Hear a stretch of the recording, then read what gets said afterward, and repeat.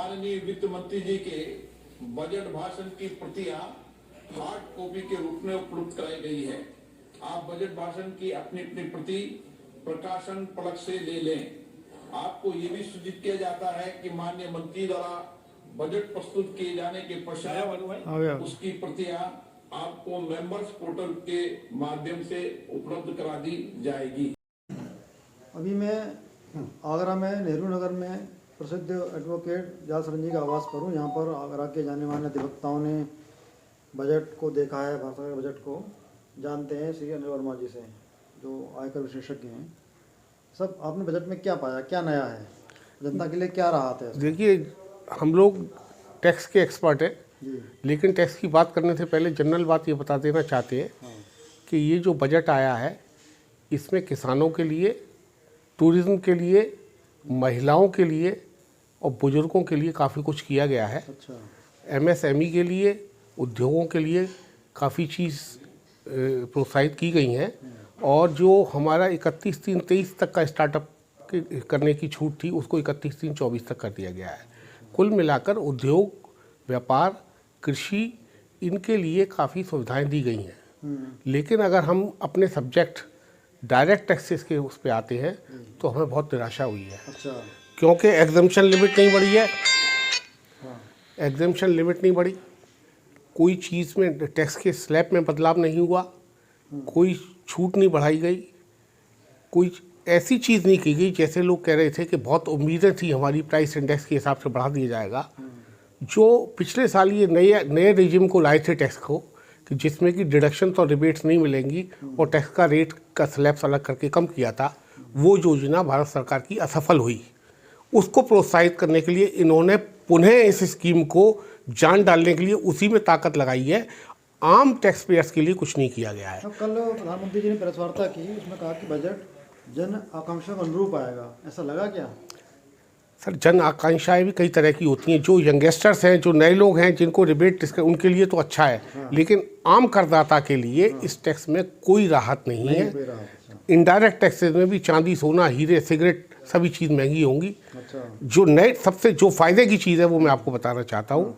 जो नया tax regime है उसमें छूट की सीमा 3 लाख से बढ़ा करके 7 लाख कर दी गई है नए करदाताओं के लिए। जी। अच्छा। इसमें पहले 5 लाख तक टैक्स नहीं लगता था। अब वो 7 लाख तक टैक्स नहीं लगेगा, यानी 87A की रिबेट मिल करके 7 लाख तक। नए के लिए है? नए के लिए, पुराने जो भर रहे के लिए नहीं।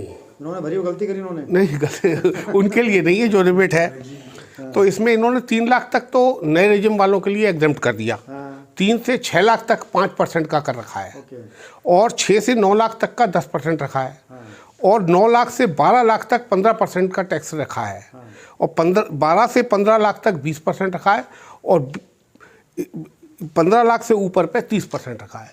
इतने स्लैब कर दिए नए वालों को। उनको ना तो कोई रिबेट मिलेगी, यानी हाउसिंग की कोई छूट नहीं मिलेगी, 80C की छूट नहीं मिलेगी, 80T की नहीं मिलेगी, कोई सेक्शन में कोई छूट नहीं मिलेगी। सिर्फ ये टैक्स के रेट कर दिए। इन दरों को भी इतने स्लैब डाल दिए कि वो कैलकुलेट करने वाला परेशान हो जाएगा। हमेशा ये कहा जाता है टैक्स को इतना सुगम और सरल बनाना चाहिए, 2-3 स्लैब होने चाहिए थे, इतने स्लैब बना दिए। और ये नए रेजिम को प्रोत्साहित करने के लिए किया गया है।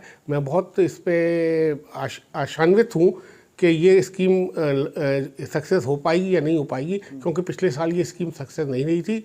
और कुल मिलाकर करदाताओं के लिए, जो पुराने करदाता, एग्जिस्टिंग करदाता हैं, उनको इससे निराशा ही हुई है। जो उम्मीद थी कि बजट के स्कीम पे बहुत हमको फ़ायदा होगा, बहुत लोक लुभावन आएगा और बजट 23 फॉर इलेक्शन 24 के लिए है, ऐसी इसमें कुछ भी बात टैक्सेस के संबंध में नहीं है। बाकी चीज़ों का तो मैंने आपको बताया। श्री राज किशोर एडवोकेट जो आयकर विशेषज्ञ, उन्होंने बजट देखा है पूरा भारत सरकार का यहाँ पर नेहरू नगर में। तो आपसे मैं जानना चाहता हूँ कि महिलाओं के लिए बजट में क्या दिया गया है? महिलाओं के लिए एक महिला सम्मान स्कीम लाए हैं, जिसके अंदर ये 2 लाख रुपए तक जमा करेंगी तो उन्हें 7.1% तक का रेट ऑफ इंटरेस्ट मिलेगा। अच्छा। दूसरा, बुजुर्गों के लिए भी लाए हैं, जो 15 लाख की लिमिट थी उसको 30 लाख तक आप इन्वेस्टमेंट कर सकते हैं सीनियर सिटीजन। उसमें 7.5 करीब अप्रॉक्सीमेटली रेट ऑफ इंटरेस्ट है। तीसरा, इसके अंदर जो पैन नंबर था, जो हम आईडी देते थे सरकारी दफ्तरों में, वो आधार मांगते थे, और पैन कार्ड को भी उसके अंदर लिंक कर दिया कि पैन कार्ड से भी आपकी आईडी अप्रूव मान लिया जाए। दोनों मान्य हैं अब दोनों मान्य हैं, पैन को भी कर दिया है। लेकिन हम जैसा बताता हूँ मैं, जैसा हम आयकर की प्रैक्टिस करते हैं उसके हिसाब से तो कोई भी हमें रिलीफ नहीं दिया है, ना कोई फ़ायदा दिया है, बल्कि और नुकसान कर दिया है। पुरानी स्कीम के अंदर हम जैसे कोई मकान बेचते थे और कैपिटल गेन होता था, रेजिडेंशियल मकान बेचते थे, तो चाहे इतने का मकान बेचें, करोड़ों का हो और हम करोड़ों 10-20 करोड़ से ऊपर का भी हो, जो भी प्रॉफिट होता था वो नया मकान हम खरीद लेते थे तो पूरा रिबेट मिलता था। लेकिन अब इन्होंने इसको पर 10 करोड़ रुपए तक की लिमिट लगा दी है सेक्शन 54 एक्ट में, बल्कि और डिडक्शंस कम कर दी इन्होंने। सिर्फ नई स्कीम को बढ़ाने के लिए इन्होंने प्रचार प्रसार कर रहे हैं और कुछ नहीं किया है। अच्छी बात है कि उन्होंने काफ़ी काम बढ़ाया उद्योगों के लिए। नहीं, उद्योगों के लिए अब ऐसा इसकी स्टडी करके धरातल पे कितने आते हैं वो तो बाद में पता चलेगी। पिछले बजटों की तुलना करी जाए, वो स्कीम तो बहुत घोषणा कर देती है, लेकिन धरातल पे कितनी आई है वो उसका पता नहीं चलता है।